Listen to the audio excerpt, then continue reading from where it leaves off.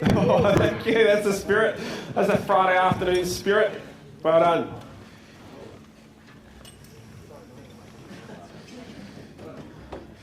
All right. So let's change speed a little bit. We'll keep the energy up. We'll change speed a little bit. So we know there's two parts to being an effective... Oh, by the way, I've got a question for you guys. You ready? I got a question. You ready? Yep. Put your hand up if you're proud to be a salesperson. Oh, that's better. That's better. Nice. So, effective selling is effective communication. So what we're going to do for the last session of the boot camp is to go through some communication best practices. So what I went through the first session was some structure, 4 Ws and H's to diagnose the pain, how to use Phoebes to prescribe our product and service to relate to that emotion, your alternate choice, price presentation, you'll make it a green brain, you'll attach your red brain to your green brain, etc. Now I'm going to talk about what do we do physically, what do we do with our tonality. We did a bit of bobbing, we'll continue with a bit of that NLP. What do we do to increase the connection we have with people? Because we know, and I'll get you to write this down for the first thing for this session, is that people will buy from us when they like and trust us. People will buy from us when they like and trust us. So how do we help people like and trust us a little bit quicker? That's what we're going to play with in this session. So again, the notes are in your workbook, you're welcome to follow through. Write lots and lots down. The first thing that we know, with as far as building rapport and building a connection and having people trust and like us, that there's words, voice, quality and body language. We know that 7% of that rapport is done with the words that we use. However, we have 100% there because if you don't know the words, if you don't know about your industry, and I threw a bit about that expertise, what can you teach me to show that you're an expert in your industry? Then if you don't know what you're talking about, well, guess what? It doesn't matter what the words are. People aren't going to like and trust you anyway. But let's assume you do know the industry, which I know you do. Then the words that we use is 7% of that rapport and that ability to create a connection. 38% is our voice quality. Now, you'll learn, and many of you know already, that it's not necessarily just about the way that we naturally communicate. It's about the customer, isn't it? Or about the potential customer. So we need a bit of that mindset flip, which I'll help you take through. And 55% of your connection is body language. So I'm going to start with something that isn't particularly politically correct. I'm sorry. Political correctness says that don't judge me by the way I look. Is that fair to say? And I totally get it. What's inside is far more important than the outside. But we also know that for a prospect coming through to your business, it takes 2 to 5 seconds to make a first impression, doesn't it? 2 to 5 seconds to make a first impression. And that impression is lasting. Okay, we can have an effect on it, but we all know that that impression is lasting. So in most cases, your businesses are different, but in most cases, if you're a face-to-face business, then that first 2 to 5 seconds, we have 5 senses to determine if we're comfortable, if we're safe, if we feel that we like and trust this person, don't we? What are those 5 senses? What's one? The sense of sight, the sense of feel, the sense of smell, the sense of touch, and the sense of taste. So let's say, well, I'm a retailer and I'm selling shoes. And someone walks into my shoe store. They walk down the mall, they turn right into my shoe store and I'm at the counter at the back. The first 2 to 5 seconds, hopefully they can't smell me. They haven't tasted me. They haven't heard me. They can't touch me. So as human beings, what do we have? What do we have? The only sense that we have to determine in many sales cases and first impression cases is the way that we look, right? So I'm not here to say everything, and the way we look isn't how good looking or sexy we are, it's just the way how we position ourselves, rather how we hold ourselves, the confidence. But in many cases, the only thing us as humans have is the first impression subconsciously comes from the way that we look at each other. Don't judge me. The human brain is designed to judge. That's what it does. So we all do it, whether we're conscious about it or not. We see someone and we judge, am I safe? If you're on a Friday night walking down the streets of streets of Sydney tonight, and someone comes towards you that you think, oh, they don't feel particularly safe, you cross the road, don't you? Now we can have a conversation with that person and realise they're a good person, no problem, but your instincts take over. All you've got to judge on is the way they look, and that creates a decision. So how do we use that in business? Well, it's a good philosophy to say we're always on show. We're always on show. It's a good philosophy for life, I reckon, but it's certainly a good philosophy for business. How do our uniforms look? Are we looking sharp? Do we look like we're confident and portraying ourselves as an expert?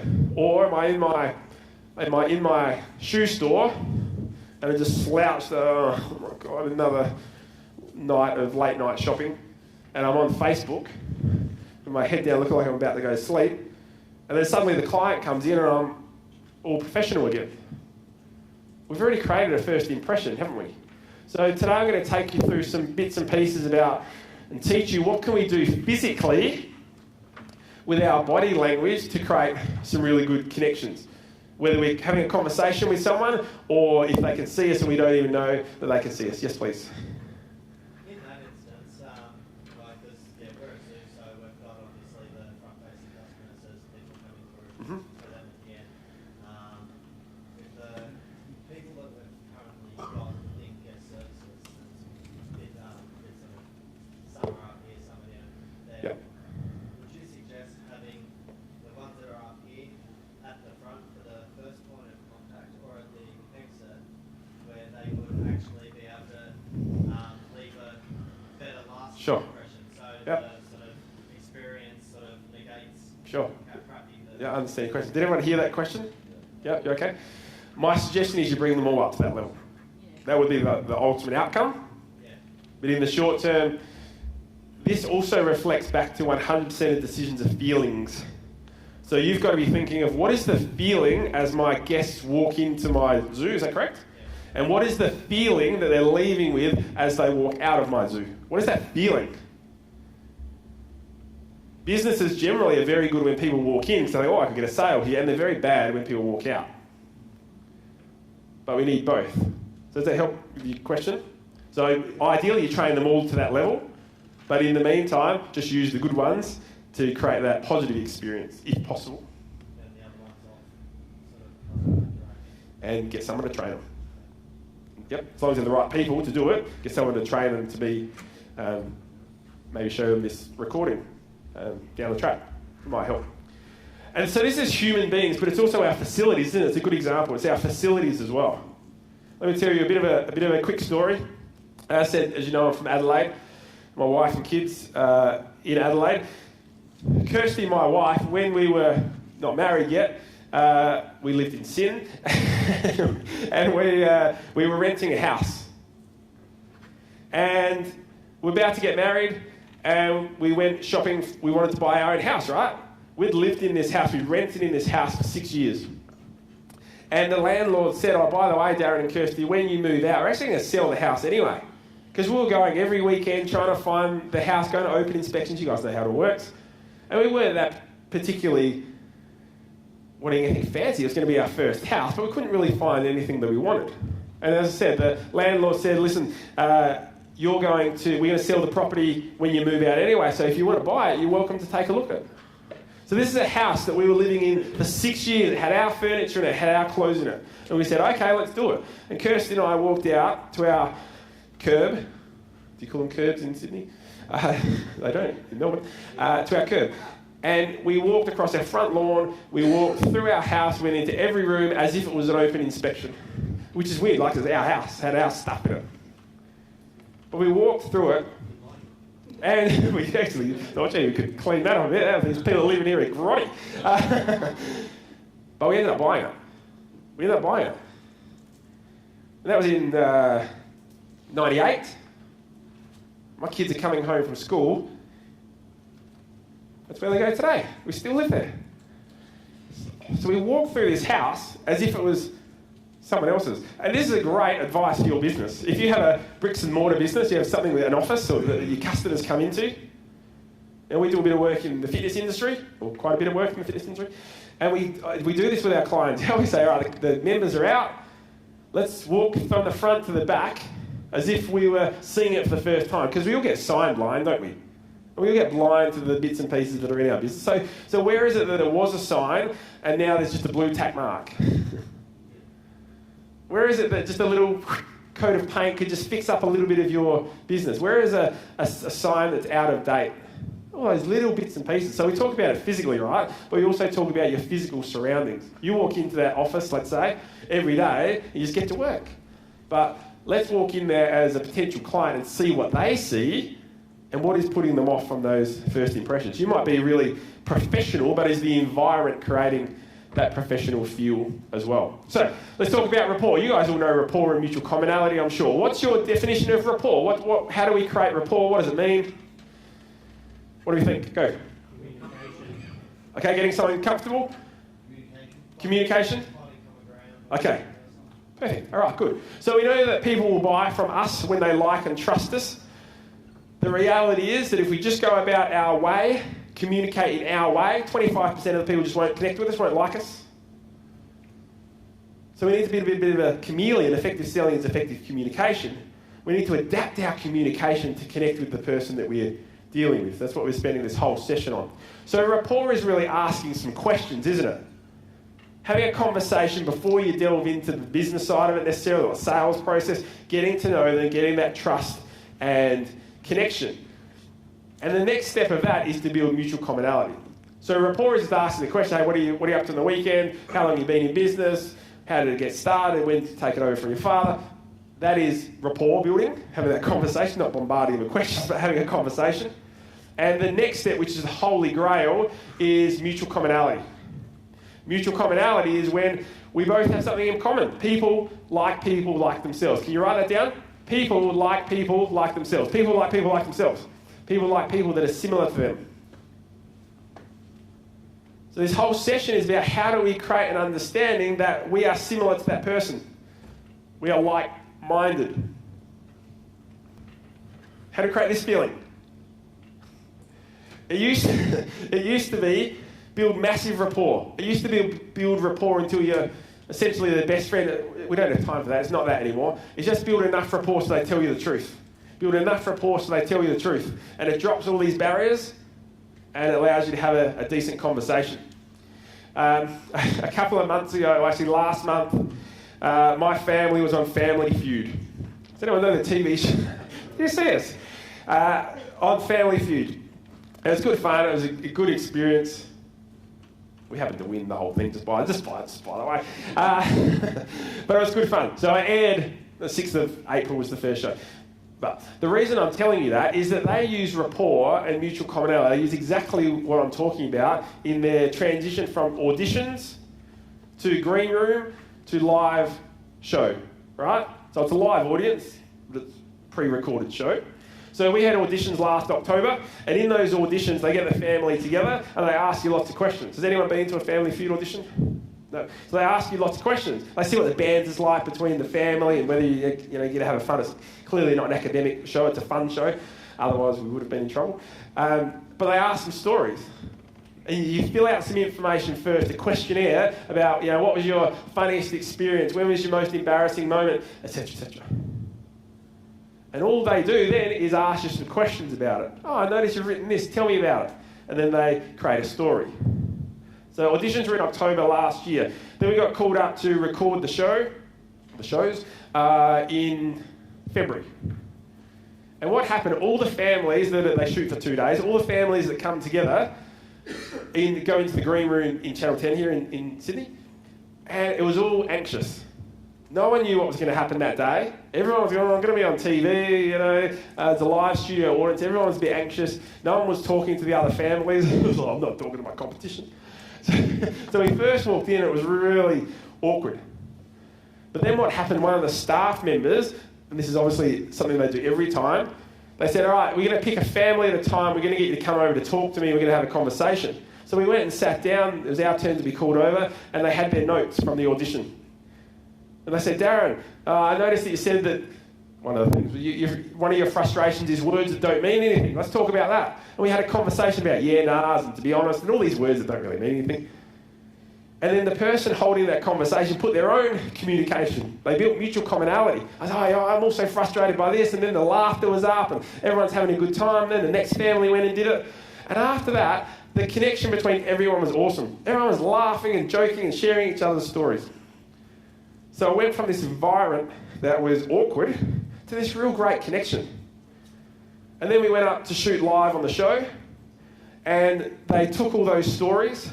They gave it to the host, Grant Denyer, and guess what he did? Hey Darren, nice to meet you. Hey, I believe you have some frustrations about words. Let's talk about that. And we have a bit of banter and it's a bit silly and whatever. But all of that is exactly what we need to do in business, or when we meet human beings for the first time and we want to connect with them, whether it's outside of business, is we've got to find something in common, people like themselves. So let's put a little process together of how we do that. It's not that we're too cool for school. We need to be able to have a conversation to create that. So let's talk about how we do it. The first thing we're going to do is to talk about body language. Put your hand up if you have an understanding of body language. What's good body language? What's bad body language? A few body language people? Maybe? So what are your thoughts? What are your thoughts on what is good body language or what is bad body language? What's good body language? Okay, palms up for a start. It's good, isn't it? Well done. Open stance, head up, smiling, eye contact. What's bad body language? Turning away, arms crossed. Unless you're cold. Yep. Can I borrow you for 2 secs? You don't have to sing and dance. Come up here so the cameras can see you. What's your name? Simon. Darren. Nice to meet you. So let's assume I was in business and Simon is my potential client. It's a face-to-face meeting, right? And Simon could be sitting down, standing up as I go and meet him, and Simon's got his arms crossed. Give me a bit of arms crossed action, Simon. Traditional body language would say the worst thing for me to do if I was the one in business trying to have a positive influence, traditional body language would say the worst thing for me to do would be to present like this. Because traditional body language is saying, Darren's not into this, he's bored, he's not very excited about this process, bubble. So, I absolutely understand and support traditional body language. However, the first thing we do when we meet someone for the first time is throw that completely on its head. Because people like themselves. So someone mentioned mirror and matching before. Everything I'm about to talk about in this session is about mirror and matching. So we've got to throw traditional body language out the window for a short period of time. So Simon, give me some arms crossed again. Traditional body language says don't cross your arms. I say just match for a short period of time. So I might meet Simon, we might shake hands, we might not. It's a whole different conversation with mirror and matching. Let's assume we don't. Then I need to have a conversation with Simon, which is something similar. Now, if that's too much for me in the suit, it could be something like this. Conversation, oh, so what brings you in today? Conversation. It's subconscious, but subconsciously he'll think, hey, this is going all right. This guy's similar to me. It's not going to feel awkward. But if I said, listen, I was taught traditional body language, there's no way I'm going to do this presentation with anything crossed, and I presented like this, I can go back to my office and go, I did great body language, but Simon's walking away going, I didn't really connect with that guy. So the first thing I want you to do is to mirror and match. Now, by the way, we could do a whole day training on handshakes. Give me a handshake. So we mirror and match handshakes. So, most of us were taught, especially if you're a bloke, most of us were taught, give a strong handshake. Darren, give a strong handshake. And if the other person gives a floppy fish, everyone knows what we mean by a floppy fish here. If Simon gives me a floppy fish, then I go, no, I'm going to give you a strong handshake because I'm a man. My dad taught me to do a strong handshake. But guess what Simon's thinking? Subconsciously, that was different. So guess what? If Simon gives me a floppy fish handshake, guess what I'm going to do back? Floppy fish handshake. Doesn't feel very good to me because I would prefer a stronger one, but it's everything. Please write this down.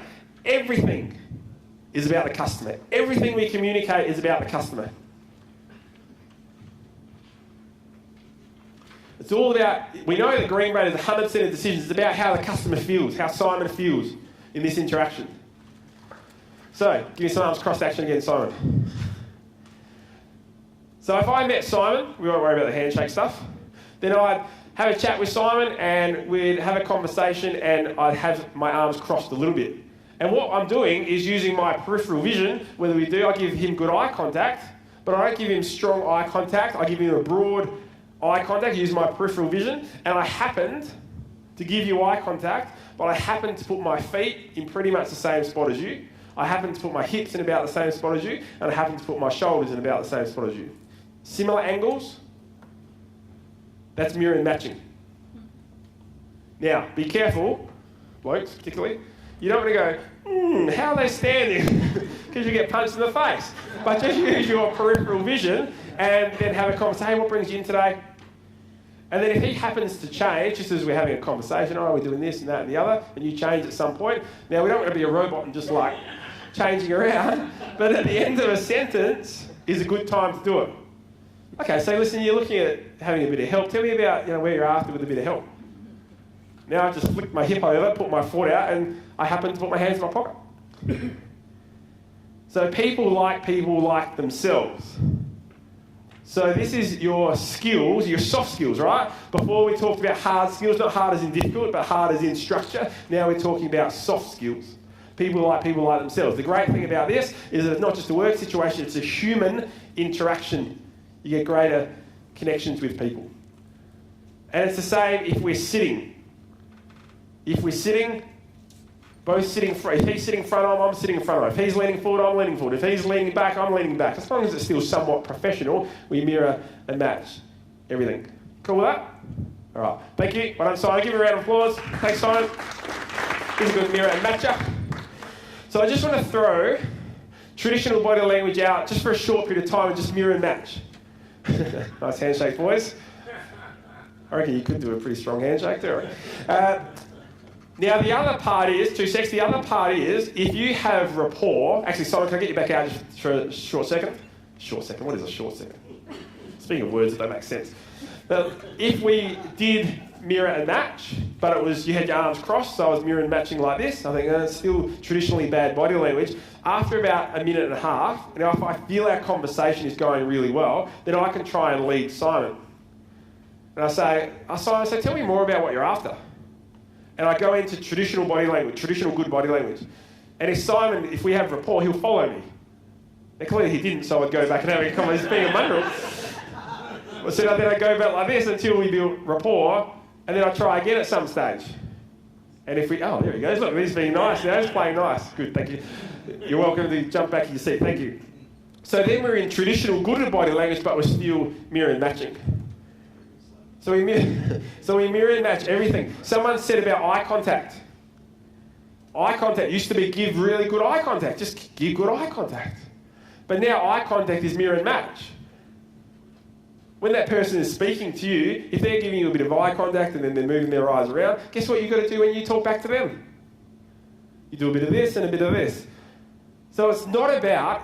We need to be aware of what are our habits and what are the ways that we need to communicate. And we need to be aware, do we like dollar signs when we buy ourselves?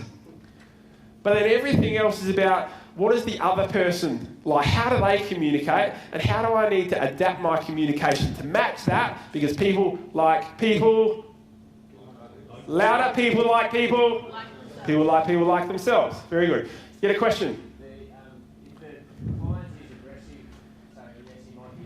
Oh, yeah, good question. If he's actually aggressive to the point, they hate traders because the last 10 traders have been there, walked a month through their boots, whatever it is, Yep. sometimes that happens. Yep. Is there a way to kind of subdue that? Yeah, there is. There is. So now we're talking disbehaviours and behavioural styles and all those sorts of things. However, so we don't want to confront a D behaviour or someone that's in our face, is challenging us. We'll come to that later. But the first step is just to not have your eyes in the centre of your socket. Not have your eyes in the centre of the socket. So whenever we have our eyes in the centre of the socket, right, I'm just looking right at you, that creates fight or flight mode. energy starts to build up and you're going to punch me in the face. But if we just have a decent conversation and I just take my eyes out of the centre of my socket and I talk to you a little bit more like this, it drops the tension. I'm not taking him on. I'm not backing down either, by the way. I'm not being a softie and backing down, but I just take my eye out of the corner. So now I can take his eye out of the corner of the socket as well, just very, very quickly, by using a hand gesture. Oh, listen, I know you're really frustrated, but... And look, his eye is here. Listen, I totally get how frustrated you are. Listen, let's see if we can work out a solution. And suddenly his eye went out of the socket, so his emotions drop. But if I went, all right, mate, let's talk about this. Well, I'm not going to be talking about it for long because he's going to be cracking me, right? So, eye out of the socket. If you have staff, this is HR here. If you have a staff and you've got an issue, go for a walk. Go for a walk and walk it out. Why? Why do you think? I can't walk down the street and give you eye contact because I run into something. So we have to be out the corner of the eye. We'll go for a drive. But a walk, the eye's out there. It's not in the front of the socket, so we'll drop some of that emotion. Make sense? Cool. Yeah, while you're on that, Yes. some people are really extremely nervous, and when they come to this issue, they will actually turn backwards. Mm-hmm.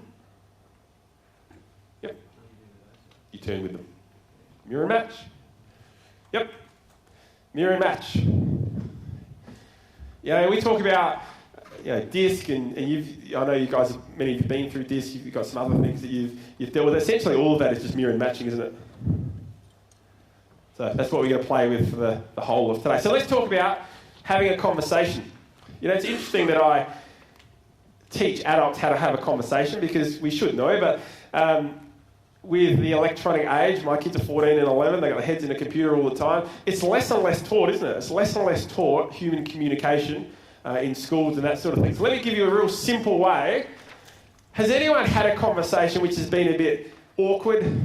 The conversation didn't flow, you didn't quite feel comfortable with it? Anyone had that sort of conversation? Yeah, all of you? Okay. So here's a way to fix it.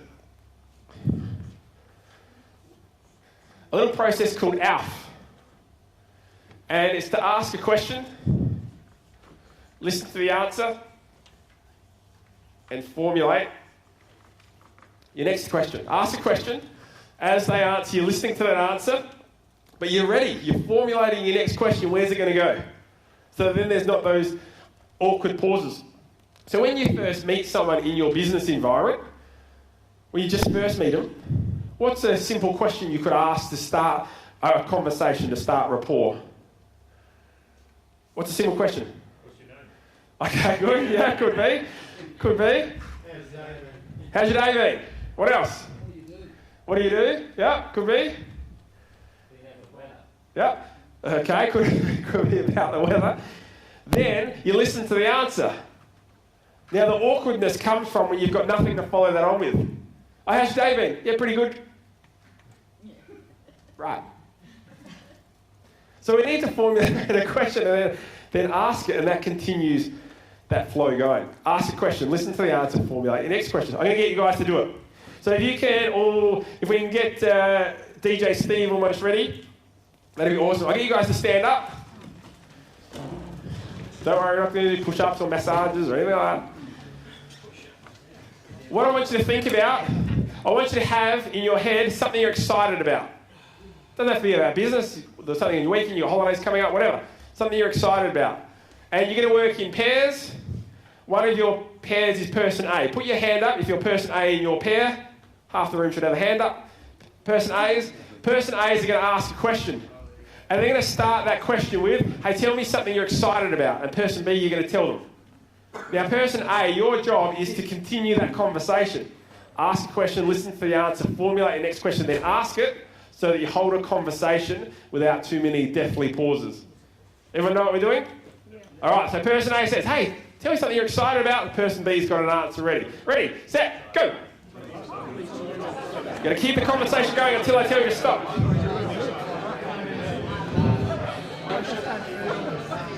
Okay, stop. Okay, stop there. Good work. Stop there. Nice song. Thank you. What? So whose conversation flowed okay? Okay? All right, let's reverse it. Now person B says, hey, person A, what are you excited about? We go to person B. It's your responsibility to keep that conversation going without any deathly pauses. Ready, set, go.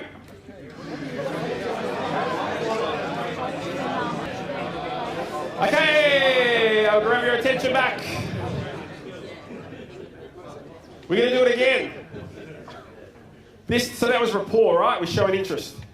Now, it's not an interrogation. It's not a question every 2 seconds. It's a conversation. But now what we're going to do is to build mutual commonality. So mutual commonality is where you put your own experiences back into it. I also such and such, and you have a conversation about it. So it's not, I'm excited because I'm going on a holiday to such and such. Oh, really fantastic. Tell me about the conversation. Oh, listen, I'm actually going on holidays at the end of June as well. Whereabouts are you going? Oh, this is where I'm going. And we have a conversation about it. The conversation. Mutual commonality isn't, oh, you're going on holidays. I'm going on holidays too. That's not mutual commonality. That's the start of mutual commonality. So then the conversation keeps going. People like themselves. Can't make it up. It's got to be real. So if you don't have something that is in common, if there's just nothing, I'm excited about my ballerina competition on the weekend. Oh, geez, how am I going to do a competition? They say, listen, I know nothing about ballet. Tell me what you really like about it. Oh, I love the team environment. I love working together with my crew. All right. I play this sport. It's got nothing to do with ballet. But we also say, feel the same thing. And we have a conversation about it. Or it can be third party. Oh, listen, I'm excited because I've just moved to Sydney. I've moved from this crazy place called Adelaide to Sydney. And let's say I've never moved a day in my life. How am I going to build mutual commonality? Well, I can use a third party. Well, my brother-in-law actually just moved from here to here. He found this with his removalists. What about you? Conversation. People like themselves, so we need that mutual commonality. So same topic, person A, you're up again. Ask, listen, formulate. This time I'll give you a little bit of extra time. You need to have a conversation about something in common. All right, here we go. Ready, set, go, person A. Okay, stop there. Lovely, stop there. Good work. DJ, you guys are on fire back there, well done. Put your hand up if the conversation flowed well and you had a conversation that had something in common. Put your hand up. Pretty good? What were your conversations about? Can you guys share? Kids soccer. And there was a conversation about kids soccer. Who else had something in common? What was mutual commonality? Yes, please. Beach House Seaside Resort in Queensland, Bali. Whee! How good's that? Oh, you get a holiday together, Mr. Whippy Man, be perfect. Very good. All right, let's flick it around. Person B, you are holding the conversation and then building mutual commonality. Let's go. Ready, set, go!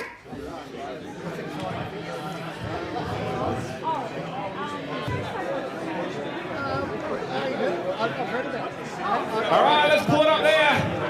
Okay, I'll grab your attention back. Look, now I can't even stop you talking. You just got so much mutual commonality going on. You're just loving each other. Very good. How did that go? Who wants to share something they had in common? What was the conversation about something they had in common? Yes, please. About cans. Cans. It was a cans or cans? Lovely. Okay, good. And there was a conversation about cans? Good. One more. Yes, Tim. We started with a conversation about me taking a bunch of kids to New Zealand to play rugby. Yep. And then went from there to we both skied in Japan. Ooh, nice. Nice. All right, Friday afternoon. You guys up for a challenge? Yeah. Yep. You guys up for a challenge? Yeah! All right, same again. I'll just keep you guys together to make it easy. Same again. This time, I want you to mirror and match feet, hips, shoulders. We'll see about that. Not even going to go there. So try and mirror and match. Now the person B in the first one that's not asking the question, just is excited about something. You can change position once in your conversation. Just once, not a million times. You can change position once, and then the person who is asking the questions needs to change at some point as well. So Alf, hold a conversation, build mutual commonality, mirror and match physically. All right, person A, you're in control. Here we go. Ready, set, go. Okay, nice work. There's some good mirror matching going on. All right, let's swap it over. Swap it over. Person B. Person B's turn. Ask a question, have a conversation, something in mutual commonality, and mirror and match. All right, person B, ready, set, go. Person B's turn.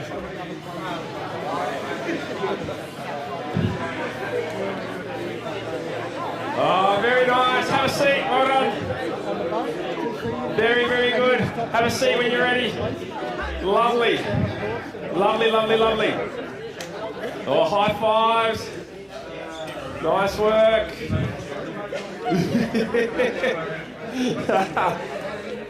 Very good.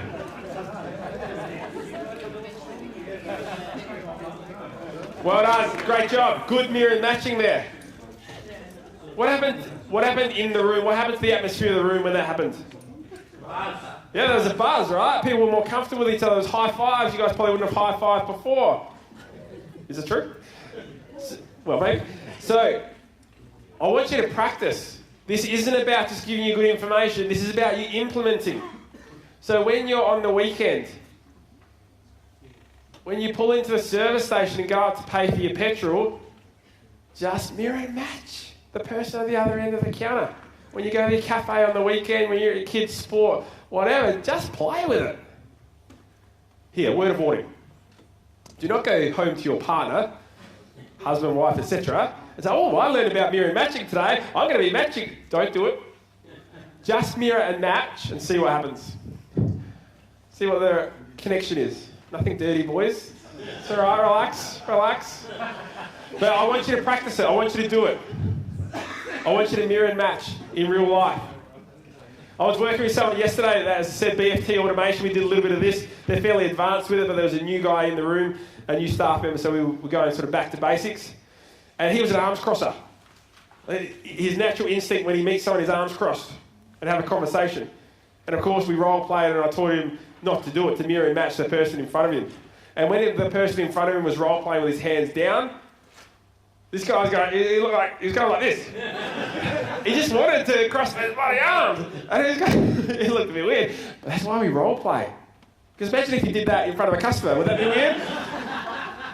So that's why we role play and we practice in real life. When you leave here, you know, as human beings, we need to hear, see, and do something at least 6 times to retain 62% of the information. Hear, see, do something at least 6 times to retain 62% of the information. So in that last presentation I did, and I had the guy doing bicep curls and the golfer, and it said, practice, practice, practice, 3 times at least. If Simon and I learned something new and we wanted to build a neural pathway in our brain so we got comfortable to use it in real life, then we need to train it 3 times each.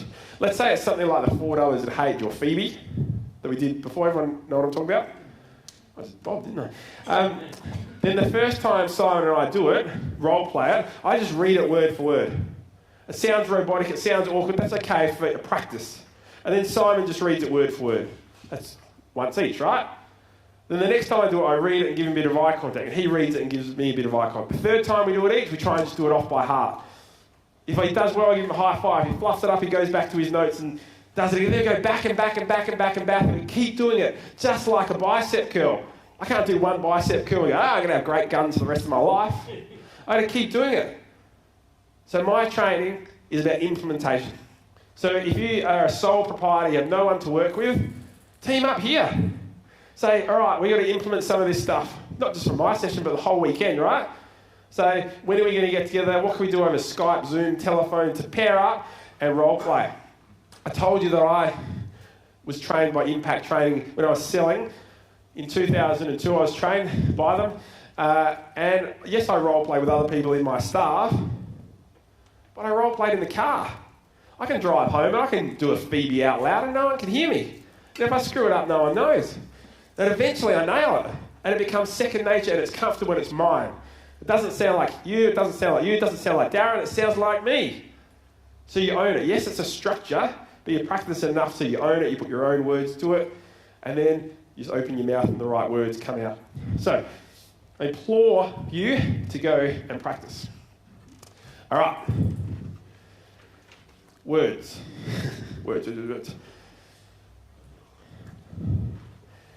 said to you earlier about some frustrating words, some words that annoy me and maybe annoy you, like, yeah, nah, like, what? Who said that? Like, to be honest in front of every sentence that isn't really an honest sentence or something that is an important statement. So what I'd love us to do, there's two parts to this. What I'd love us to do is firstly be aware of our own words and movements. We all have autonomous words that we don't know that we say. I remember one of my staff members many years ago, her name's Azy. She was a salesperson, I was a sales manager. She was on the telephone, doing lots of calls. She was really passionate, wanted to learn. And she was using the word or, after almost every sentence. Now, you know, from an effective communication perspective, sometimes we do alternate choice, we put or at the end of it, that's fine. But she was doing it at the end of every sentence. And she was someone that wanted to learn all the time. And I said, after she'd done quite a few of these, I said, hey, Azy, how your calls going? There was no one in the room, just the two of us. He said, I'm actually not getting a great response. I said, do you want to talk about it? Yes, please, she said. I said, are you aware that you're saying or at the end of every sentence? She goes, no, don't be silly. I said, Azy, I just listened to your last phone call. It was a 4-minute phone call. You said it 14 times. It blew her away because she had no idea because it's autonomous. The scary part of it is we all have it. I'm sure you'll be able to tell me what mine is because I don't know it because it's autonomous. Often they're pause words between thinking about what am I supposed to say next. So what do we do with Azy? She said, Darren, can you help me with that? I did not even know that. Thank you for pointing it out. Can you help me? So we did some role plays. We started to take it out. And she wanted to learn. She said, Darren, thanks for that. I'm going to make another call. Can you listen in and can you count my ors? I said, yeah, no worries. How cool is that? She really wants to learn. So she made a phone call, real life phone call, not a role play, real life phone call. And it was for over 5 or 6 minutes. And she got off the phone, she hung up, she made an appointment. And she hung up, she was so excited. She said, hey, Darren, how good's that? I said, Azy, how did you go? She said, I think I still had 2 in there, but I was so much better. I said, Azy, you still had 8 in there. She improved, but she wasn't aware of the other 6. And eventually she, majority of the time, took it out. What I'd love you to do, and by the way, I take my own medicine, in the sense I do exactly what I'm telling you to do. I will, when I get this video, look at it back and go, what are my habits? What are the words that I use that don't mean anything? What are the gestures that I make that don't add to my presentation? So I encourage you to record yourself, just verbally on your phones. Record yourself visually. Just present to yourself and see what are your habits, what can you take out to make your communication more valuable. I said to you before, put your hand up if you want to be an effective communicator and or tell a message which has value and or have a positive influence. 100% of you put your hand up. We can have the best sales structure, but if there's a habit that just distracts from that or grinds people, that's going to hurt you. So just watch it. And this room in the academy, I'm sure you've built enough trust with each other that you can respectfully point it out to each other so you can fix it. But also video yourself. The next part, though, is how do we use that to build rapport and mutual commonality? If you're presenting to someone in your environment, your work environment, and they say, listen, at the end of the day, Tim, I just want to understand what leads are coming in. At the end of the day, if I can't get those leads and understand where they come through my CEO, at the end of the day, I'm going to be out of business. And I've said at the end of the day 3 or 4 times, it might annoy the out of me, but what am I going to do when I present to them? Listen, at the end of the day, I think my process is going to be best for you. You can see how it's going to work for you, can't you? I'm going to use their terminology back. If they've got a habit. Listen, at the end of the day, I really need this CRM system because at the end of the day, I'm losing all these leads. And at the end of the day, if I lose leads that don't make any money, I'm gone. That's them, right? But they don't even know they're doing it. So they won't know that I'm doing it because they don't even know they're doing it. So then I just do it back. Not so many times, but just at that decision making. So listen, at the end of the day, we're in a position to make that decision. Come on board with me. Yep. I'll say yep. Well, they're more likely to say yep. So I've mirror and matched, and I've used their habits, and I've used their wording back. Yes, please. When some people finish your sentences for you, do you start finishing theirs? You don't like this little confrontational one, don't you? The confrontational people? No, do not do that. Do not do that. All right, so effective communication is effective selling. So if they have some habits that they use, then fantastic. Simon, I'm going to get you out just to pull your chair out. You're my best friend today for these little examples. Do we have this? Yeah, just pull your chair out, mate. Just pull your chair out. Can I steal this chair as well, please? Thanks. Is that okay if we sit here? We all good? Yep. All right, there's 4 different zones. Let me get your slide up. There's 4 different zones that enhance rapport and mutual commonality. So if you're in a position where it doesn't matter if you do a stand-up or a sit-down presentation, but what we don't want to do is to be opposite the table, do we? Because there's a barrier between our rapport and our mutual commonality. So ideally, we'll be side by side. Now, there's 4 different zones that we're in. The first one is called the shout zone. So if I'm presenting to Simon, he's a potential customer of mine, yes, we're going to mirror match and all do that sort of stuff. But from a positioning perspective, if he's far enough that I can't touch his shoulder, that's called the shout zone. And we are limited to how much rapport we're going to build in the shout zone. If I want to build some good rapport with him, I need to be in the rapport zone, which is close enough that I can touch his shoulder, not that I do it in real life, of course, and we just have a conversation like this, we're good to go. Don't freak out when I say this, by the way. If you want to build massive rapport, you need to be in the intimate zone. The intimate zone. Yeah, here I come. So the intimate zone is if I'm close enough to touch Simon's shoulder with my elbow, this is the intimate zone. But I know what he's thinking, I know what you're thinking, that if I give him eye contact, then it's way too much, right? So what we use is a reflector. It might be a brochure of yours. It might be a needs analysis. It might be an iPad. Something, right? Which is a reflector. And let's say there's a table there. We're having a chat about it. I say, oh, okay, let me tell you a little about what we can do. And I move in and refer to the reflector. Whether it's a piece of paper, whether it's a computer, whatever it is, right? A brochure, and it's on the table. And now we can be in the intimate zone. I can give him eye contact occasionally for good communication, but he feels more comfortable because it feels like it's the distance of the rapport zone, right?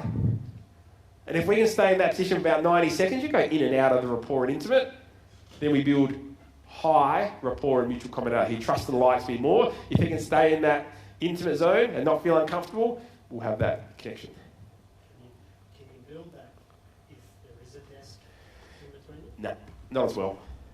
A lot of the clients I get, so you're operations, Mm-hmm. and you see one desk. Yep. And maybe walking around there and sit there. Yeah, so we can, it's not going to happen all the time. We say, hey, listen, I've got something to show you. Do you mind if I just come around and show you this?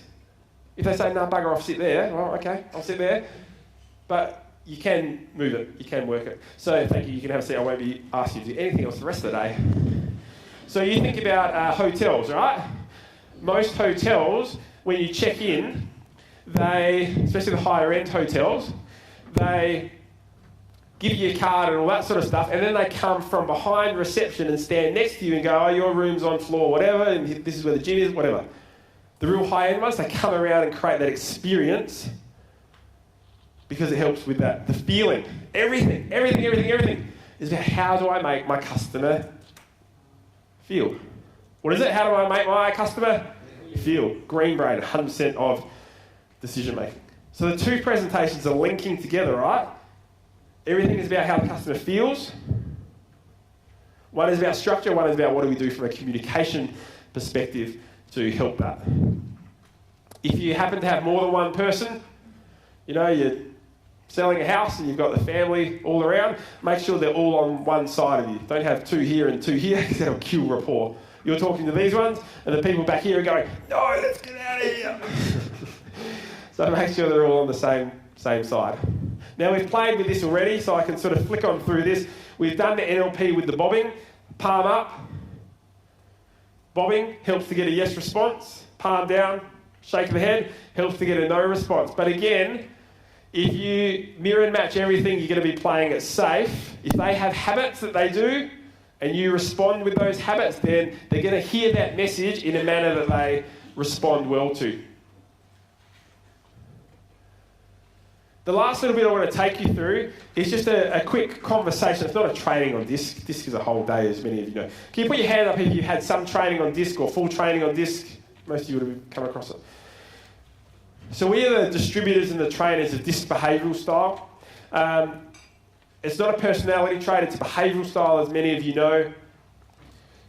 And it links in well with a lot of other things that you have been trained on through the academy.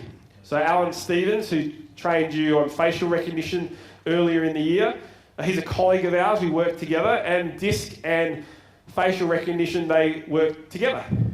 And in fact, I was on a Zoom with Alan just last week, and every couple of months we actually spend a weekend as part of a group together. So I know he's worked really well, and there's absolute validity to what he does, and then disc just complements it. So they complement each other. But the reason I'm bringing disc up, it's a bit dangerous to bring disc up for a short period of time, because a little bit of understanding of disc is dangerous, but I knew that some of you have a little bit of understanding and some of you have a lot. So those that have a lot, just bear with me for a couple of minutes. The problem with disc, for those that don't know, disc, there's 4 different behaviours that we all have, all of us. We're made up of all 4.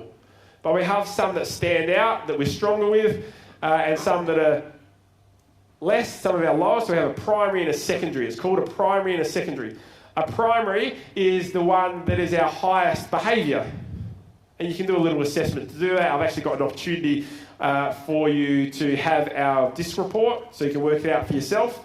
And also to go into the draw for an electronic version of disc and values. Disc and values.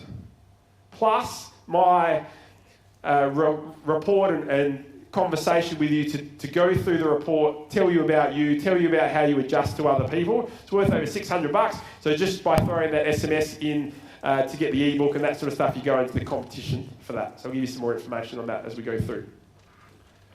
The trouble with disc is that some people that understand disc will go, okay, I know what behaviour I am. Because I've done a report, I've been trained on what behaviour they are. Essentially, with communication, that means nothing. It's all about the other person. We need to be able to pick up, without them doing a report, how do I pick up what behaviour my potential customer is? Because I need to adjust how I communicate. Those that do disc know that it's called ishing. We ish. We become a slightly different version of ourselves to communicate that different behavioural style. But most people just understand it. And even if you're referring to just your primary behaviour, your highest, then it actually is showing that you don't know disc.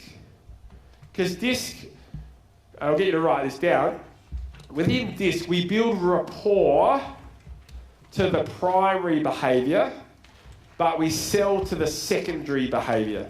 We build rapport to the primary behaviour, whatever the highest one is. That's how we have a conversation. So as you know, for a D it might be fast and to the point. For an I it might be more bubbly and fun and laughter and hand gestures and smiles. For S it might be a little bit slower, a little bit lower monotone. And a C is more detailed and structured and statistics, etc. But we build rapport to the primary. So when I meet someone, you have a conversation with them and get their trust, you match the speed of their speech, their tonality, you match their behavioural style, their primary.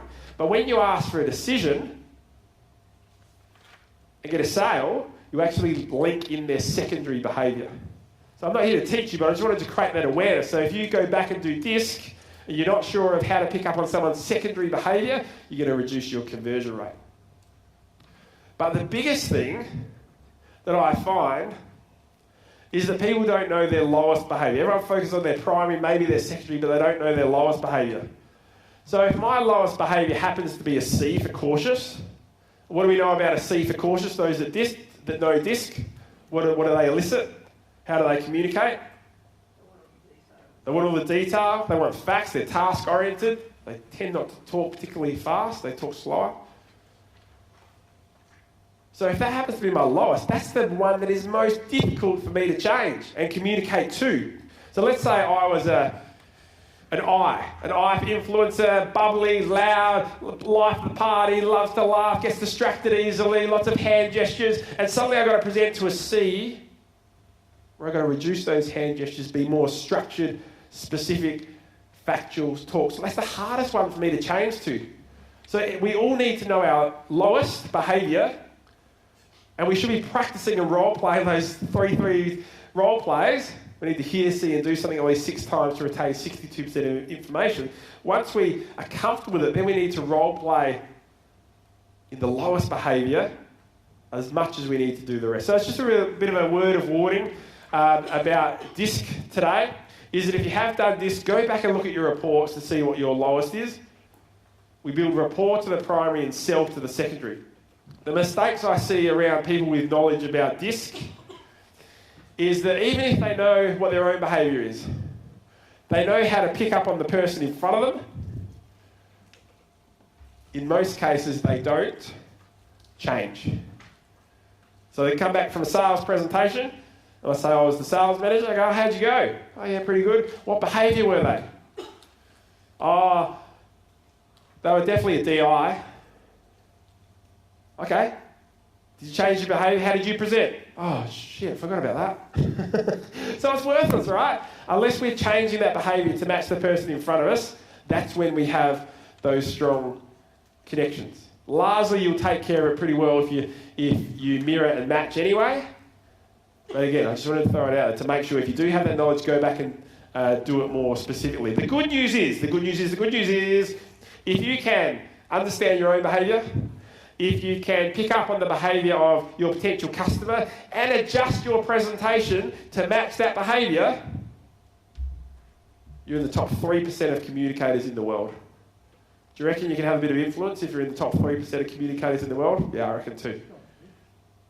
But you've got to be able to do it. You've got to be able to adjust and to match the person in front. So just knowing it is not enough. We've got to practice it and be able to deliver on it. So, we've done a bit of structure.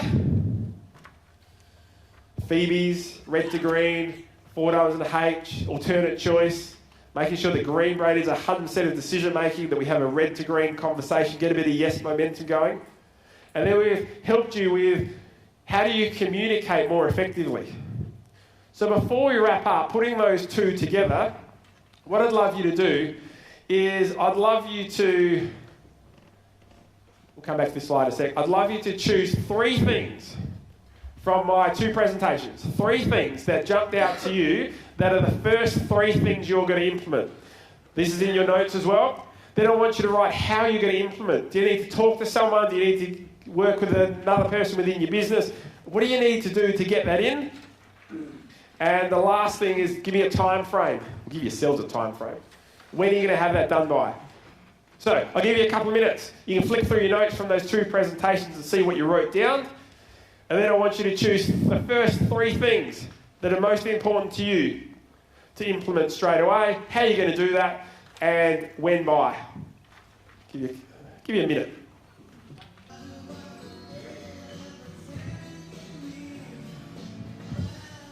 All right, let's get 1 from each table. Just 1 from each table. Do you guys in the middle? One of you share. What's the one thing? One of those things you're going to implement straight away. Teach sheet. Yeah, love it. Good work. You guys over here on the right. 1 takeaway. What are you going to implement? Add some green brain to the website. Great. That's awesome. Well done. Very good. Tim's table. What's 1 thing you're going to take away and implement? Mirroring and marketing. Okay, good. I like it. Tim, I always had you there. I thought I had you there. You guys in the middle. Don't use price as a promotion. Use the words just for alignment. Yeah, I like it. Yep. Take the dollar signs out. Good. You guys at the back. More green brain stuff in my marketing. Yeah, I like it. Very good. You guys at the front. In-spot research. Inkspot. I never knew that. You must be an expert. Very good. I'm going to practice or be more aware of body language in sales. Yep. Good. It's good fun. No one knows you're doing it. It's just in here. You know you're doing it. But practice it this weekend. Don't leave it till Monday. Go and have some fun and practice it this weekend. All right. A few things for you to take away, as I said before. Again, this is in your notes, so we can take a photo of it.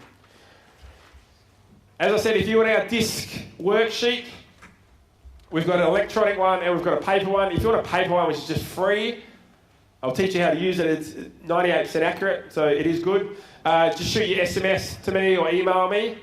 I'll also put you into the draw for the electronic disc and values, so not just disc but values. And I'll give you a meeting to discuss it and how you implement it with your team members. We also know about the Impact Sales Success Club that I mentioned before. It's a closed Facebook group. We do 1 hour training a week on a Wednesday night. If you can't make that, it's recorded so you can watch it later. Steve Jensen, our CEO, who Steve referred to before, and myself do that. We're just about to add some weekly little video tips as well. And the lucky last thing is, feel free to follow me on Facebook for my Tuesday Tickle and Tick, which is my weekly Tuesday little videos, education pieces. And as I said, I've just started a YouTube channel. So again, when you SMS me, if you want the link to that, or you can just look me up, then there's over 20 educational videos on there as well for you to keep learning from. So I hope that's given you an understanding of some structure and how to communicate. We said that a salesperson is someone who can communicate effectively, tell their message with value, and have a positive influence. So, if you need any help, let us know. You've got a really strong group here, so use each other as well. My last question for you, to wrap up my time and hand back over to Steve, is, given that you know what a salesperson is, who here is proud to be a salesperson in your business? Yeah, that's pretty close. Very good. Thank you, guys. Well done. All right. Good fun. Hand over to Steve. Give it a big